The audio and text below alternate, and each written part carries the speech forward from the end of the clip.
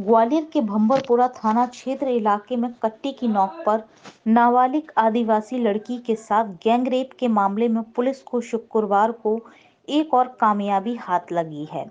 Police ने इस मामले में तीसरे आरोपी को मुरैना से गिरफ्तार किया है। पता चला है कि इस आरोपी ने रेप की वारदात को अंजाम दिया था। इस मामले में संजीव व बंटी की पूर्व में गिरफ्तारी हो चुकी है। बंटी वह किसान है जिसके यहाँ तीनों आरोपी आकाश, संजीव और एक अन्य बाइक पर सवार होकर आए थे।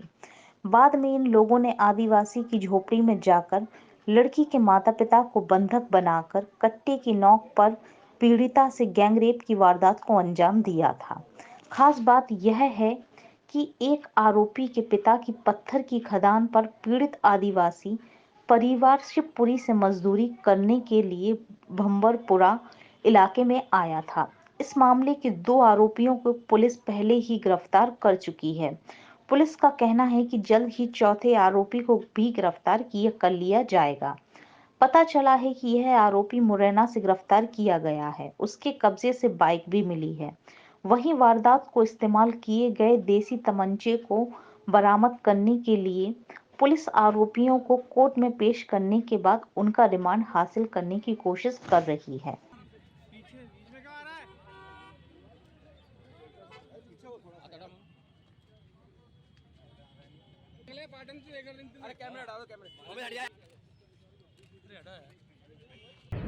जो भंवरपुरा में एक नाबालिग बच्ची के साथ में जो एक जघन्य अपराध हुआ था, उसमें पुलिस ने बिल्कुल तत्परता दिखाते हुए जो अनआइडेंटिफाइड आरोपी थे उनको आइडेंटिफाई किया।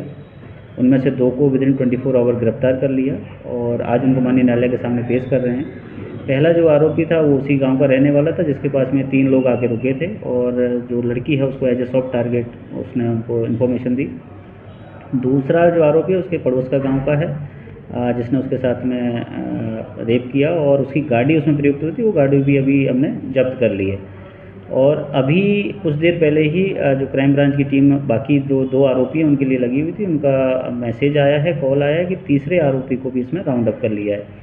ये जो तीसरा आरोपी है ये इसके पिताजी की ही खदान में जो पीड़ित बच्ची है उसके पिता दिहाड़ी का काम करते हैं और जब बच्ची उस खदान में कभी अपने पिताजी के पास गई होगी तभी से उसकी उस पर गंदी नज़र थी और ये जो घटना उसके साथ कारित हुई है। तो अभी तक उसमें 3 आरोपी गिरफ्तार हो चुके हैं और उसमें जो भी विधि सम्मत कार्रवाई वो की जा रही है और चौथे के लिए लगातार टीम फील्ड में है। सर, इसमें किसान भी था, उसको भी आरोपी बनाए गए।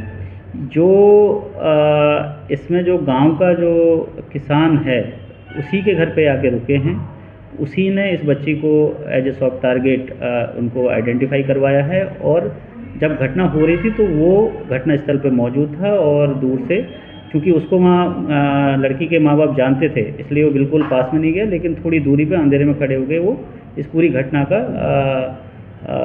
देख रहा था।